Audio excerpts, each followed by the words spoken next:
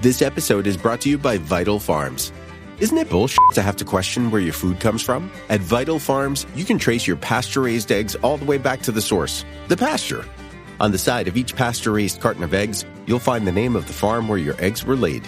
And when you look the farm up on their website, you'll get a peek at all the sunshine, fresh air, and open space the hens enjoy. Learn more and find out where to buy them at vitalfarms.com. Vital Farms, keeping it bullshit-free.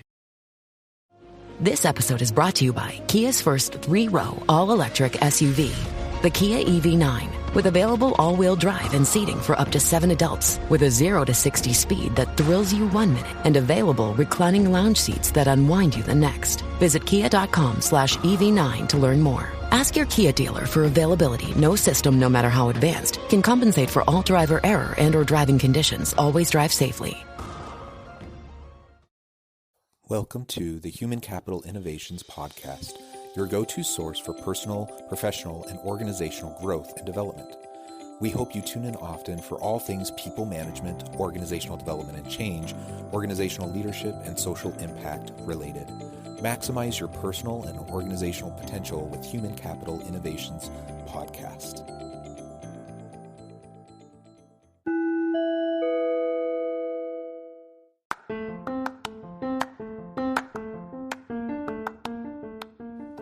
Welcome to the Human Capital Innovations Podcast. In this HCI podcast episode, I talk with Mark Minukas about his book, Unfear, Transform Your Organization to Create Breakthrough Performance and Employee Well-Being.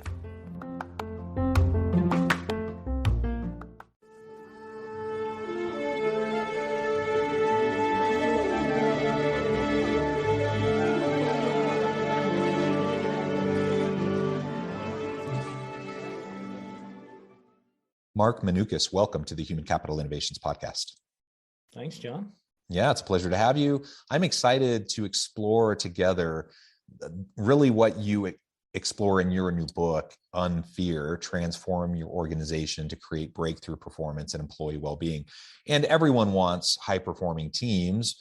And the question is, how do you go about doing that? And I like how you combine the idea of performance with employee well-being, suggesting that the two go hand in hand. And I agree. I think you can't have sustainable long-term high-level performance from people unless you pay attention to employee well-being in all facets, from physical, mental, emotional, spiritual, social. And so we're going to explore all of that together in the context of your book today. As we get started, I wanted to share your bio with everybody. Mark Minukas is managing partner at Co-Creation Partners and author of Unfear, Transform Your Organization to Create Breakthrough Performance and Employee Well-Being. As I mentioned, Mark, anything else you would like to share with listeners by way of your background or personal context before we dive on into the conversation? Yeah, the only thing I'd share is I'm not the typical person who you might think of to write a book on fear in organizations. My background is as an engineer. I used to be very much in the land of, if you couldn't put it into a mathematical equation, it wasn't real and it wasn't worth focusing on. But over my career, I've discovered how important the human dimension is to creating any real sustainable change in organizations. So my co-author, Gaurav Bhatnagar, he approaches the world from probably a deeper spiritual place and, deep personal transformation. I came at, this work, as a systems thinker, trying to figure out how to improve performance of organizations. And I used to focus on the systems and the processes and all the hardcore tangible stuff. And I've discovered over time just how important the human dimension is. And this is how we came to write a book together on fear. Yeah, I really like that. Maybe we can start there because those other components are going to be really important. But why do you frame it starting with fear at the forefront? Yeah, so our premise is that fear is one of the largest sources of waste and dysfunction in organizations, and leaders are stuck in this false dichotomy of either I use fear to drive performance, and that's partially true. You can scare the crap out of people and get them to be motivated for a short period of time. Or you say, look, fear is a bad thing. We need to suppress it. People need to be fearless in order to protect human well-being. And we see that as a false choice. If you can, see fear not as a good thing or a bad thing, just something that's part of the human condition, and relate to it in a different way, you can achieve both performance and well-being. And it's all about having more of a learning response in the face of fear and challenges rather than reactive responses. Yeah, I like that. And like you said, I mean, fear-based tactics, clearly they do work. They just tend to be short-term and not very sustainable in the long run. So if you're only leading on from a fear-based perspective, people will burn out. And so you have to strike a balance. But you're right, it's not a dichotomy. It's not either there's zero stress, anxiety, fear ever, or you're constant carrots and sticks and scaring everyone to death, to do their job, or they're out on the street. We can find a healthy balance. And so I agree. I think that's super important. So with that said, take us into how you frame out the book and some of those key elements that you highlight. Yeah, so the book has two main parts, fear and unfear. So on the fear side, we talk about how it's very natural and human for us to experience fear, and all the ways in which fear sort of manifests in our patterns of behavior. So we talk about these patterns of behavior archetypes called the fight club or the nice club. So those are the typical ways we act when we're acting out of fear. And oftentimes people don't realize that they're acting out of fear, but we describe these archetypes so people can understand how waste and dysfunction is created when people are acting out of fear. And then on the unfear side, we show people a way out of that. And it's not about eliminating fear. It's about getting people to see that fear can be a cue for learning and growth. And if you were to adopt certain mindsets and practices, at the individual level, the team level, in the organizational or system level, you can create organizations that are unfear, that make much different choices in the face of those stressors and challenges. Yeah. So what are some of those things that we can do to approach that? Because like you said, it's just a natural part of the human experience. We're all going to have those elements that drive fear, stress, anxiety in our lives. Organizations are complex, messy things, and trying to stay competitive in a global market where you're constantly trying to innovate and add value to the market. That's a hard, stressful thing, right? And so how do we find ways to not be driven solely by fear and get to that unfear place so that we can have more sustained kind of effort, more in a healthy way over time?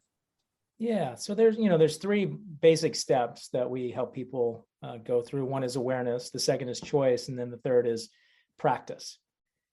So on the awareness side, we want people to become aware of some of the patterns of behavior that they may have that may not be serving them, that may be coming from that, that fear-based place. So, for myself, for instance, I've developed a pattern in my life where I'm hyper competitive, where I start to see everything as a win-lose, scenario. And it serves me quite well in some ways, or has in the past, where it's, in the face of challenges, I really buckled down and I made sure that I won. I got, did better than other people. I got the promotion over other people. But over time, I've come to understand how dysfunctional it's been. It's actually caused a tremendous amount of burnout in my life, a lot of dissatisfaction, even a low grade sort of level of depression when I, years ago in my professional life, and also wrecked a lot of relationships. So I sort of one day kind of woke up and looked around and realized how alone I was. And it was because of this pattern of behavior. So step one is just awareness, becoming aware of how, maybe how some of these fear archetypes may be playing in your own life, and, what's the upside for you, but also what's the downside. So that's awareness. And the second is choice. And one really important distinction that we make in the book is between different levels of learning. So we don't invite people just to jump straight to doing things differently, because that's not a real sustainable way to change some of these deep-seated patterns. We talk about transformational learning. So it's learning that happens at the level of mindsets and beliefs and the stories that we hold sort of within us. And so we talk about very specific mindsets that people can shift or adopt, for themselves as individuals in the context of how they work with other people or in teams, and also mindsets that people have within organizations as a whole. So one example would be at the individual level. We talk about, getting people to shift out of the mindset of being a victim to, a mindset of mastery. And so what does that specifically mean? It means that, rather than seeing yourself or, how you behave in the world is solely determined by external circumstances, and saying, look, I may not control my circumstances entirely, but I always have a choice in terms of how I respond. And so if you were to live life with that sort of mindset, it's much easier to step out of these fear-based patterns and into, more unfear patterns. And there's a whole range of, different mindsets that we walk through at the individual, team, and organizational level. And then the third is practice. And so that's where the action learning comes into play. And we frame that as three different conversations. One is the conversation you have with yourself. And a lot of what we talk about there is mindfulness. How do you, become more aware of how your mind works and how your emotions work, and not be so over-identified with that, but, where you can step up on the balcony, so to speak, and be more an observer of all the things that are going on in your own mind. So that's the conversation with yourself. Conversation with other people. How do you build effective trust and have effective, difficult conversations? And then the conversations that you create at an organizational level. So that has to do with the stories you tell as a leader, and the learning routines that you create that get people to learn every day or after every project. These are the conversations you can create in your organization that really generate learning and prevent people from falling back into those fear-based patterns.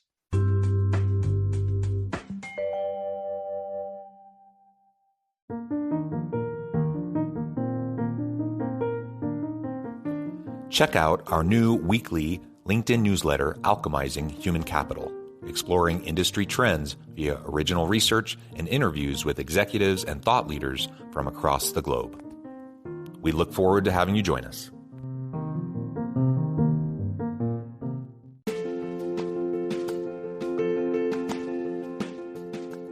Bluer Than Indigo Leadership, the journey of becoming a truly remarkable leader.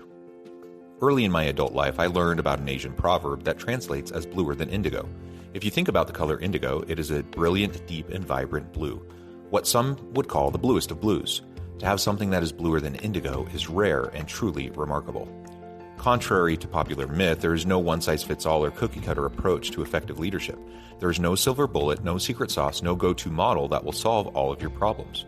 The truth is, great leaders have all had their unique strengths and flaws, and have all had to discover and then pave their own distinctive path in their life's journey to fulfill their leadership potential. Bluer Than Indigo Leadership will help you discover your own path and explore those ordinary, everyday actions that will help you respond to an uncertain future and produce extraordinary results for your individuals, teams, and organizations.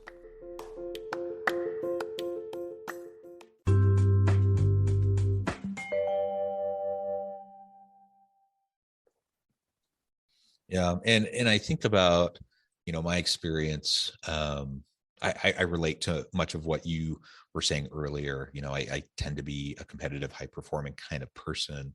And, potentially that there's positives to that, of course, but there can also be downsides and relational downsides and burnout downsides. And as you were just describing the importance of trust, I don't think that can be overstated. When we're looking at really having vibrant, dynamic organizations, vibrant, dynamic teams, it has to be built on interpersonal relations and mutual accountability and trust. Otherwise, it just doesn't happen. And there's only so much, no matter how capable I may be, there's only so much I can do by myself over time. But if I create a team where collectively we can perform at a high level, so not just one individual person, but like collectively, we all can perform at a high level, and it's built upon mutual accountability and trust and positive interpersonal communication and relationships, then there will naturally be ebbs and flows for particular individuals on that team. And the rest of the team is there to help and support and to strengthen and uplift. And different people might take turns in having bad days or bad weeks or struggling with various things in their lives, and having other support structures around them to help mitigate that. Right. And I think when we talk about all aspects of well-being of employees, I think that's part of, one of the big, huge benefits of just having really successful, trust-driven teams is that you reap all of those benefits from having those people together. And burnout's going to go way down, turnover is going to go way down, satisfaction, engagement, creativity, all are going to go way up. And ultimately that's really what we all want and what's going to drive success for the team and for the organization, as well as the individual in their own career. Yeah, trust is that, it hits a lot of different aspects, performance and well-being. And we see that in teams with with low levels of trust, people are spending all kinds of time and energy managing other people's egos. Right? So rather than channeling their energy into the collective efforts and achieving common goals that everyone's energized by, they're spending all their time and energy managing other people's egos, spending all kinds of time trying to word that email just right to, manage someone else's response to various communications. So improving trust means you're not wasting that time and energy on managing other people's egos. It will absolutely have an impact on both performance of the team, but also well-being, because you're not worried about all that stuff. You can really, show up on a team and feel much more satisfied when you're not having to manage all that wasteful ego-based stuff. Yeah. And just the amount of time people spend and waste on the internal politicking, it's so exhausting and tiresome. And I have to admit, like there have been roles that I've been in where I feel like the job itself isn't that big of a deal. There's challenges, but I'm ready to face them. I have good people. We're doing a good job. I spend literally half my time just dealing with the politics and the egos and people that, I can't count the number of times I've thought, can't people just act like mature adults? And if so, what more could we accomplish? And the reality is no, in part because we're all humans, right? And we're all fallible, and just regardless of good intentions, ego does seep in, and people have different agendas, and that's just part of the deal. And so to the extent that we can just have good intentions and be generous towards other people, and then also try to make sure that we're not perpetuating a cycle of that kind of an ego-driven political environment, it's going to free up so much time and energy and bandwidth for people to just do what they do and do it better. Yeah, I think one of the biggest reasons for this great resignation is a lot of people are feeling unsatisfied in their current work environment, and they're realizing that that they are wasting a lot of their time, and they're probably searching for a better environment. So I think organizations that want to attract and retain the best talent out there will have to grapple with some of the patterns that they have going on, and will have to figure out ways to improve their culture. And it gets back to awareness. A lot of leaders with the best of intentions are contributing to this environment where there is a lot of waste due to fear and lack of trust and lack of psychological safety and all that good stuff. So partly what we're trying to do here with the book is shine a spotlight on those patterns and say, look, it's not inevitable. There are ways you can get out of this stuff. Yeah, that's right. It's not inevitable. It tends to be human nature. Every organization has these elements that we're talking about, but it's not inevitable. It can be changed. We can direct things in a more positive path. We can have a more healthy work environment. And so we just need to choose to do so, and then consistently work towards it. And again, coming back to trust, coming back to focus on not only performance, but balancing that with the well-being of our people. That's one of those ways that we're really going to be able to promote that kind of a balance. Well, Mark, it has been a pleasure. We're getting close to the end of our time. Any final kind of nuggets or tidbits that you want to highlight from the book and share with listeners before we start to wrap up? Yeah, one thing we didn't talk about explicitly that I think is a really important idea is this idea of the inside out transformation. Oftentimes leaders will focus on, the systems, the processes, maybe what they're doing, and how they're talking about things. And what we're inviting people to consider is that the outside world is a reflection of what's going on with us internally, our beliefs and stories. And so if you want to create performance at a system level or organizational level, you've got to start with individual mindsets and then cascade that out into teams and then the organization. So we say that organizations don't transform, individuals do. And when you get a critical mass of individuals to transform how they're thinking about things and how they're showing up, you can create this chain reaction and really create powerful outcomes. Yeah, very well said. Mark, it has been a pleasure. Before we close, I just wanted to give you a chance to share with listeners how they can get connected with you, find out more about your work, where they can find your book, and then give us a final word on the topic for today. Yeah, absolutely. They can learn more about the book at unfearbook.com, and we're on Amazon and Barnes & Noble and indiebooks.com. So check us out. You can learn more about Co-Creation Partners at cocreationpartners.com. That's Co-Creation Partners with no dashes. And final word is gratitude. I love it. I love it. Gratitude is so important. Thank you, Mark. It's been a pleasure. I encourage listeners to reach out, get connected, find out more about what Mark can do for you. Check out the book. And as always, I hope everyone can stay healthy and safe, that you can find meaning and purpose at work each and every day. And I hope you all have a great week.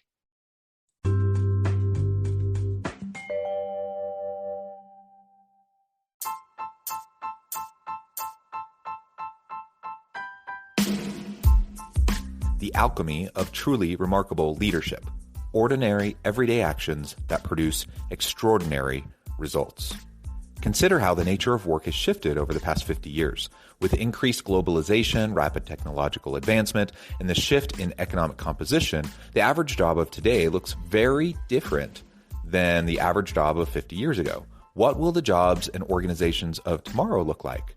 Moreover, what does this all mean for organizational leaders? What are the core competencies and capabilities of organizations and their leadership that are prepared for continued disruption and geopolitical and socioeconomic shifts? Regardless of what the future holds, increasingly, leaders need to be socially minded, data-driven, decisive, champions of talent, and disruptors of the traditional notions of leadership, teams, organizations, and work. The alchemy of truly remarkable leadership will help you to explore your own leadership competencies and capabilities and consider ways to apply and implement them into your workplace and personal life.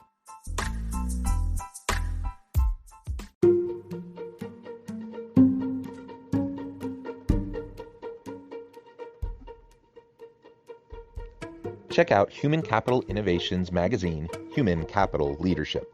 Human Capital Leadership is a free, interactive e-magazine with the mission to help individuals, leaders, and organizations find innovative approaches to maximize their human capital potential. We publish issues quarterly in August, November, February, and May. Take a look at the latest issue and let us know what you think.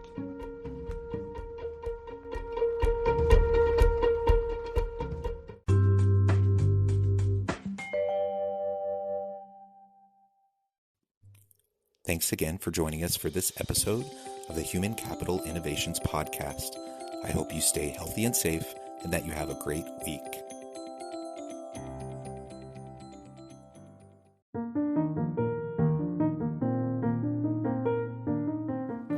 Check out our new weekly LinkedIn newsletter, Alchemizing Human Capital, exploring industry trends via original research and interviews with executives and thought leaders from across the globe. We look forward to having you join us.